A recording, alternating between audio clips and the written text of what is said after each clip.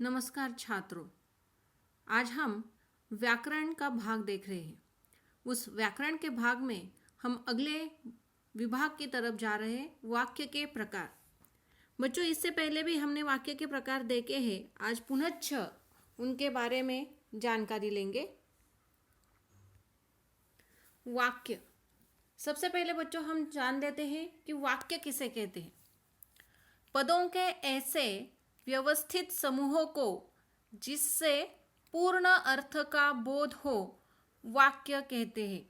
यानी कि पदों के ऐसे समूह यानी शब्दों के ऐसे समूह को जिससे पूर्ण अर्थ, यानी वाक्य से हमें जो व्यक्ति जिस प्रकार का वाक्य बोल रहा है, उस वाक्य से उसे जो बोलना है उसका अर्थ वहां पर पूरी तरह से हमें समझ में आता है। यानी कि जो शब्द समूह है, उन शब्द समूहों को इकट्ठा करने से वाक्य का निर्माण होता है, वाक्य अर्थपूर्ण बनता है। और इसीलिए यानी इन शब्दों के अर्थपूर्ण उपयोग से वाक्य की निर्मिति होती है। यहाँ पर उदाहरण के तौर पर हम देखते हैं। देखिए, नम्रता खेल रही है, माँ बाजार जा रही है, पिताजी फूल खरीद रहे हैं। अब देखिए, वाक्य के सबसे पहले प्रमुख दो अंग होते हैं, उद्देश्य और विधेय। इससे पहले हमने उद्देश्य और विधेय के बारे में जाना है कि उद्देश्य किसे कहते हैं।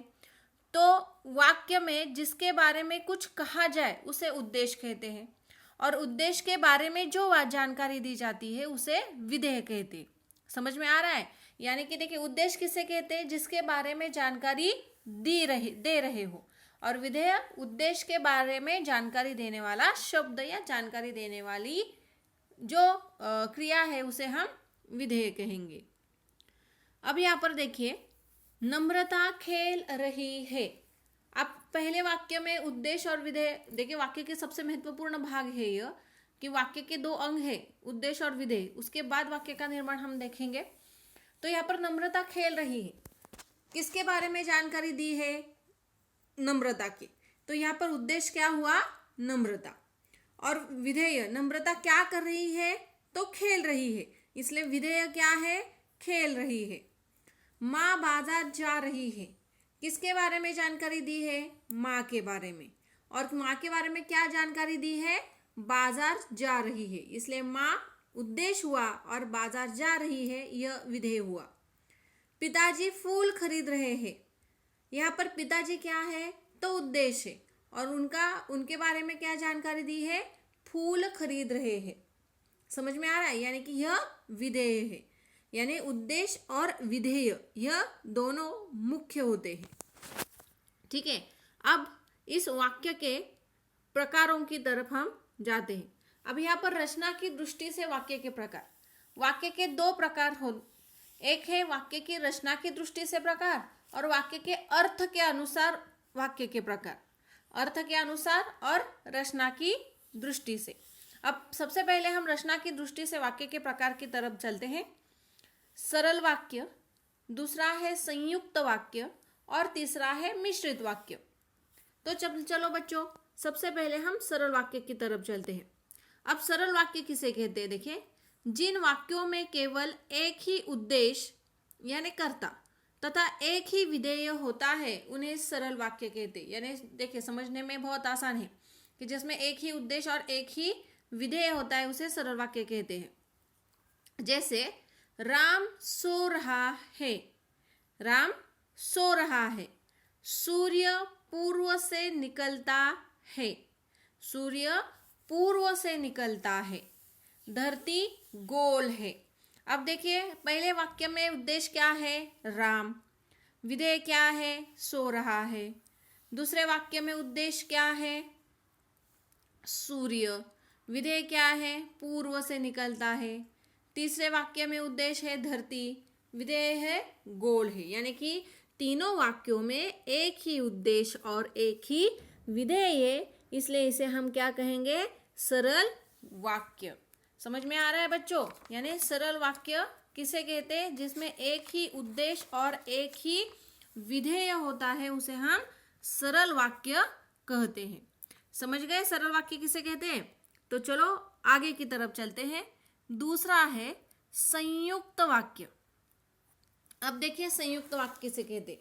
जिन वाक्यों में दो या दो से अधिक स्वतंत्र वाक्य समुच्चय बोधकों द्वारा जुड़े हो उन्हें संयुक्त वाक्य कहते हैं।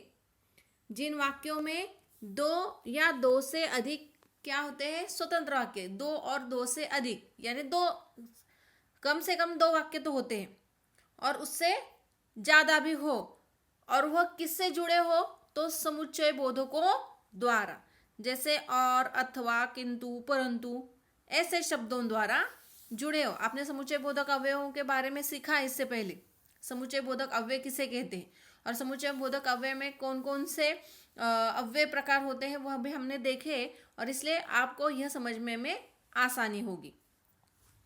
अब देखिए वाक्य, राम सो रहा है और रमा पढ़ रही है, यानी राम सो रहा है और रमा पढ़ रही है, यानी यहाँ पर दो वाक्य है और दो वाक्य किससे जुड़ा, पहला वाक्य किससे जुड़ा है, एक वाक्य है राम सो रहा है, ठीक है, दूसरा वाक्य है रमा पढ़ रही है, ठीक है, यानी राम सो रहा है एक वाक्य है, रमा पढ़ रही है यह दूसरा वाक्य है, और इन दो वाक्यों को और इस समुच्चय बोधक द्वारा क्या किया गया है, उसे जोड़ा गया है। दूसरा वाक्य, नेताजी भाषण दे रहे हैं और लोग ध्यान से सुन रहे हैं। नेताजी भाषण दे रहे हैं पहला वाक्य, लोग ध्यान से सुन रहे हैं दूसरा वाक्य। इन दो वाक्यों को किसने जोड़ा है, और ने। तीसरा वाक्य, यहाँ पहले बंजर भूमि थी परंतु अब खेत लहलहा रहे हैं। देखिए यहाँ पहले बंजर भूमि थी परंतु अब खेत लहलहा रहे हैं, यानी अब देखिए पहला वाक्य है यहाँ पहले बंजर भूमि थी और दूसरा वाक्य है अब खेत लहलहा रहे हैं। इन दो वाक्यों को किसने जोड़ा है, परंतु, यानी देखिए यहाँ पर परंतु इस समुच्चय बोधक से द्वारा यहाँ पर दो वाक्यों को जोड़ा गया है, इसलिए संयुक्त वाक्य भी हमें पहचानने में अब आसानी हो सकती है कि जहाँ पर दो वाक्य हो और दो या दो से अधिक हो लेकिन वो वाक्य समुच्चय बोधकों द्वारा जोड़ा जाता है, वह संयुक्त वाक्य होता है। आसानी से पहचान पाओगे ना, ठीक है। अब तीसरे प्रकार की तरफ हम चलते हैं। तीसरा वाक्य है मिश्रित वाक्य। जिन वाक्यों में, देखिए अब परिभाषा क्या है, जिन वाक्यों में एक प्रधान उपवाक्य पर एक या एक से अधिक गौण उपवाक्य आश्रित हो उन्हें मिश्रित वाक्य कहते हैं। देखिए जिन वाक्यों में एक प्रधान उपवाक्य पर एक या एक से अधिक गुण उपवाक्य आश्रित हो यानी उस पर अवलंबित हो, उस पर आधारित हो, उन्हें मिश्रित वाक्य कहते हैं।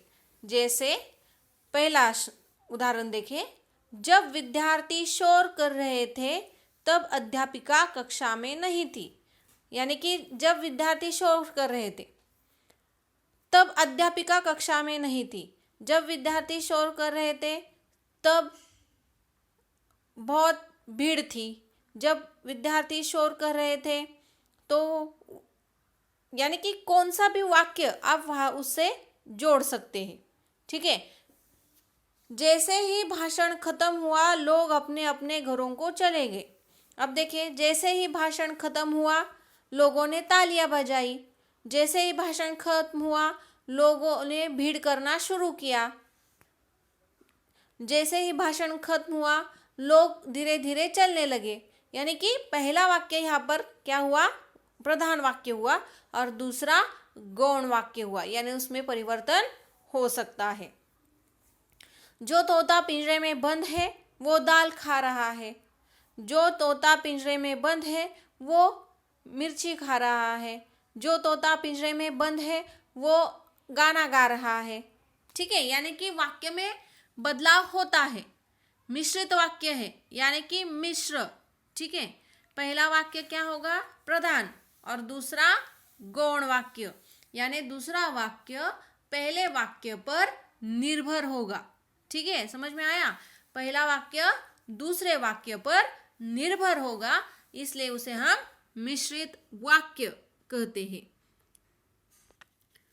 बच्चों, यहाँ पर कुछ उदाहरण मैंने दिए हैं, जैसे वर्षा नहीं हुई इसलिए सूखा पड़ गया। अब यहाँ पर वर्षा नहीं हुई इसलिए सूखा पड़ गया, इसलिए यह समुच्चय बोधक अव्यय है। ठीक है, यह समुच्चय बोधक है, इसलिए यह आसानी से पता चलता है कि पहला वाक्य मिश्रित वाक्य है। दूसरा, बच्चा दूध पीकर सो गया। किसके बारे में जानकारी दी है? बच्चे के बारे में। क्या जानकारी दी है? कि वह दूध पीकर सो गया। ठीक है, यानी कि वह दूध पीकर सो गया है।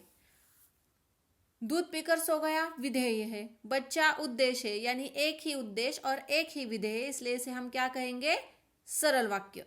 मेरे पास खिलौना है जो कीमती है। पहला वाक्य कौन सा है? वर्षा नहीं हुई, पहला वाक्य है वर्षा नहीं हुई इसलिए वह सूखा पड़ गया, इसलिए यह समुच्चय बोधक अव्यय, इसलिए वह संयुक्त वाक्य है। दूसरा है सरल वाक्य। तीसरा है मेरे पास खिलौना है जो कीमती है, यानी मेरे पास खिलौना है जो कीमती है। मेरे पास खिलौना है, तुम्हें चाहिए खेलने के लिए, मेरे पास खिलौना है, तुम्हें मैं दे देती हूँ, यानी कि पहला वाक्य प्रधान है, दूसरा वाक्य गौण है, इसलिए वह मिश्रित वाक्य है। चौथा है बादल गरजे और वर्षा होने लगी, और यह समुच्चय बोधक है, इसलिए वह संयुक्त वाक्य है। देखिए बच्चों, पहला वाक्य संयुक्त है, मैंने मिश्रित कहा, लेकिन इसलिए यह समुच्चय बोधक है, इसलिए वह संयुक्त वाक्य है। बच्चा दूध पीकर सो गया, यह सरल वाक्य है। मेरे पास खिलौना है जो कीमती है, यह मिश्र वाक्य है। और बादल गरजे और वर्षा होने लगी, यह संयुक्त वाक्य है। यानी इन चार उदाहरणों से हमने फिर से यह जानकारी ली कि आसानी से सरल वाक्य, संयुक्त वाक्य और मिश्र वाक्य किस तरह पहचाने जा सकते। एक बात है, देखिए बच्चों, कि आपको सरल वाक्य और संयुक्त वाक्य तो पहचानने में आसानी होगी। ठीक है, क्योंकि सरल वाक्य एक उद्देश्य और एक विधेय, संयुक्त वाक्य में समुच्चय बोधकों द्वारा वह जोड़ा जाता है, और मिश्र वाक्य पहला प्रधान वाक्य और उस पर आधारित गौण वाक्य। ठीक है, तो बच्चों, आज हमने रचना की दृष्टि से वाक्य के प्रकार इस बारे में जानकारी ली। अगले भाग में हम अर्थ की दृष्टि से वाक्य के प्रकार इनके बारे में जानकारी लेंगे। धन्यवाद।